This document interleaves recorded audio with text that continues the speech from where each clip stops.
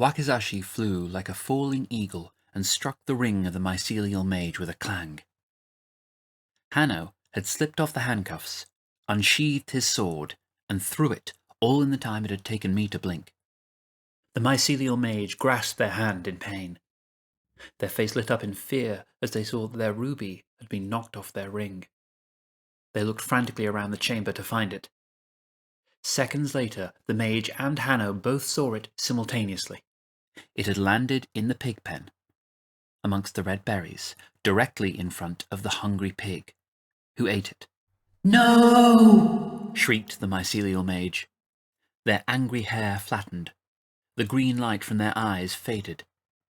The grey matter that was fastening Sir Tettimonon's arms to the floor of the cave withered like ice in the sun. The mage's dull eyes looked at Hano and widened in fear.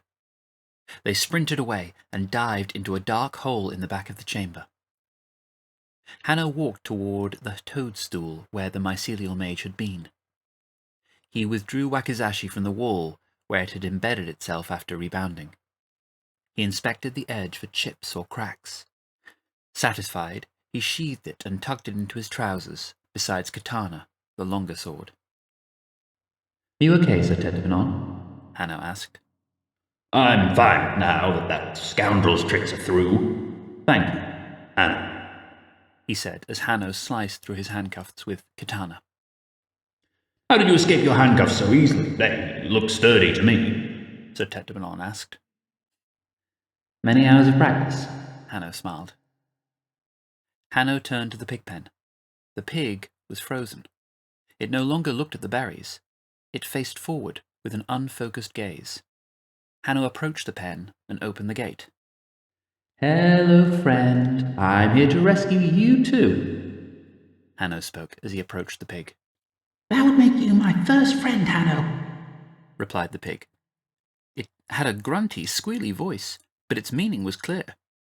"It talks," shouted Sir Tetimonon. Hano froze. You are the first pig I've met. I hope it's not rude to ask, but is it normal for pigs to speak the language of people?" Hano asked. "Like you, I have never met another of my kind. I know that speech is new to me. I suspect that eating the mage's ruby gave me the power of speech, and of intelligence," the pig said. "What should we call you?" Hano asked. "The humans never gave me a name, nor did the mycelial mage. Perhaps it helped them to ignore how cruelly they treated me. There will be one freedom that I will have that others never had. I will choose my own name. I will be called Free to Think, the pig," the pig said. "Very well, Free to Think. Will you come with us? We intend to escape this cave as soon as possible," Hano said. Free to Think looked carefully at the three of us. "I will," she replied. I put my head into the tight passage that the mycelial mage had escaped through. Skinny though they were, I was still amazed that they had fit. I squirmed my way through, but I could see nothing but blackness ahead. I didn't think Hano would be able to progress.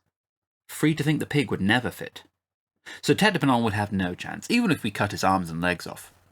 I returned to the chamber. "The mage took this passage when they left for the surface." Free to Think pointed with her snout at a different passage to the one we'd entered.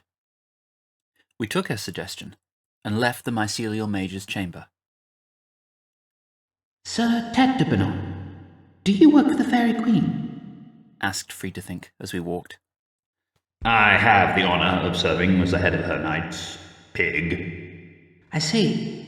Do you recall the route you took to get down here?" asked Free to Think. "No. When I came down here, I was busy pursuing demonic creatures. I was fighting them to protect my charges, the Prince of the Human Kingdom, his friend, and the young daughter of the Fairy Queen," Sir Tetimonon said. "Oh, really? These demons?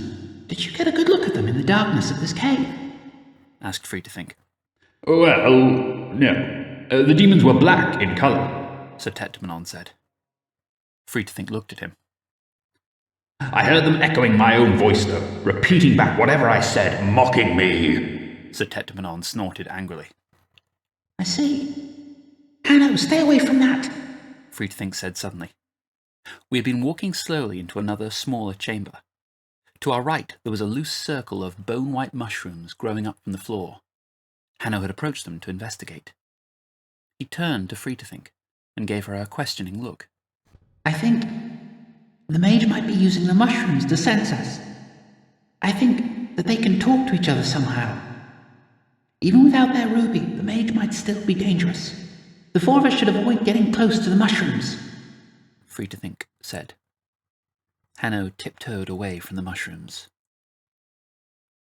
We continued through the dark cave. We saw only by the glow of the mushrooms we passed. The tunnel seemed to neither ascend nor descend, but merely continue onward. As we marched, I began to hear a very faint rushing sound coming from above. Sir Tetmanon, do any of the fairies you know fly? Hano asked. No, of course not. Fairy kind has not flown since antediluvian times, Sir Tetmanon said. We entered the largest chamber we'd seen yet. It was vast, like a subterranean cathedral. My eyes blinked. It was brighter than the passage we'd just been in. High above, the ceiling was lit by hundreds of pinpricks of gleaming white light.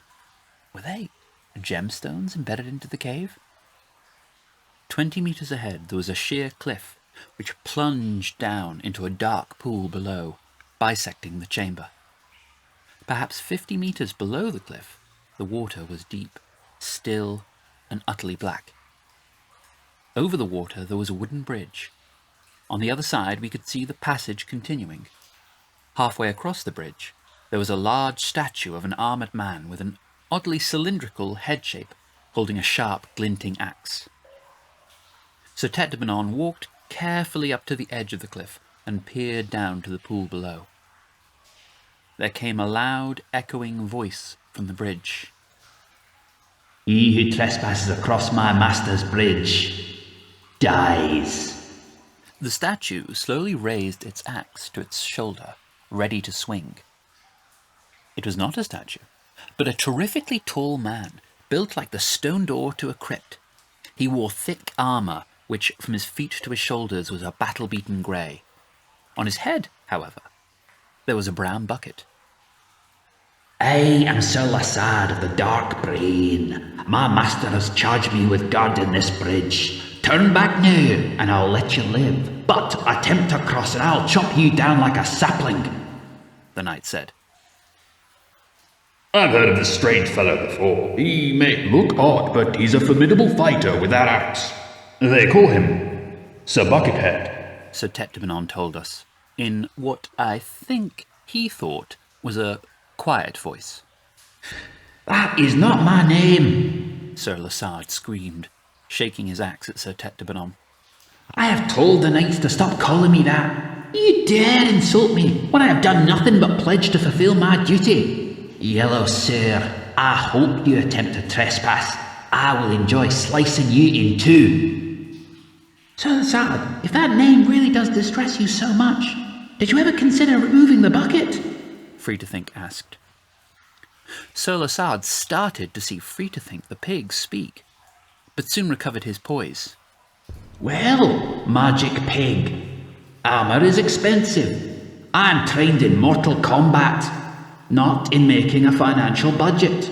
I purchased fine armour for my feet, then greaves, then a breastplate, then plate armour for my arms, by which time I happened to run out of money. My beloved mother was worried that I might still receive a wound to my head. She is a poor woman and does not have much money. She did, however, have a bucket, so she donated it to my noble cause. I ask you, magic pig, should I be a figure of fun for this? Shouldn't a knight be judged by the contents of his heart rather than the contents of his wallet? Sir Lassard's voice shook with passion. or indeed the contents of his bucket. Sir Tetmanon sniggered into Hano's ear. Well said, Sir Lassard. Hano cried.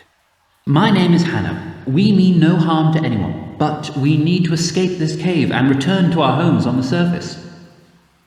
Find another bridge then, Hano. I am pledged to allow none to cross this one but my master, the mycelial mage. We have as much right as anyone to use this bridge, Buckethead. We will not go back to wander around in the dark just because a loon with a bucket on his head told us to, Sir Tetramon shouted. Then by all means, Yellow Knight, come closer, Sir Lasard said softly. The bridge was barely wide enough for 2 men to stand abreast. Sir Tetramon leapt forward with his longsword drawn. He swung it 2-handed at Sir Lasard's waist. Sir Lasard danced back shockingly fast for such a large man wearing such heavy armour. Sir Tetramon rushed forward again, bringing his sword down at Sir Lasard's shoulder. Sir Lasard stepped aside and stepped back again. Sir Tetramon launched deadly swings from the left, then the right, but again and again they sliced only air. Sir Lasard dodged each swipe, then stepped back until they reached the middle of the bridge. Sir Lasard dodged Sir Tetramon's next strike, but this time he did not retreat. He stepped into Sir Tetramon and hit him in the face with the pommel of his axe. It clanged off Sir Tetramon's black helmet, who gasped and fell on his backside with a clatter. Sir Tetramon dropped his sword, and it tumbled into the black. Seconds later there was a loud splash. Sir Lasard raised his axe, and with it sliced Sir Tetramon in two.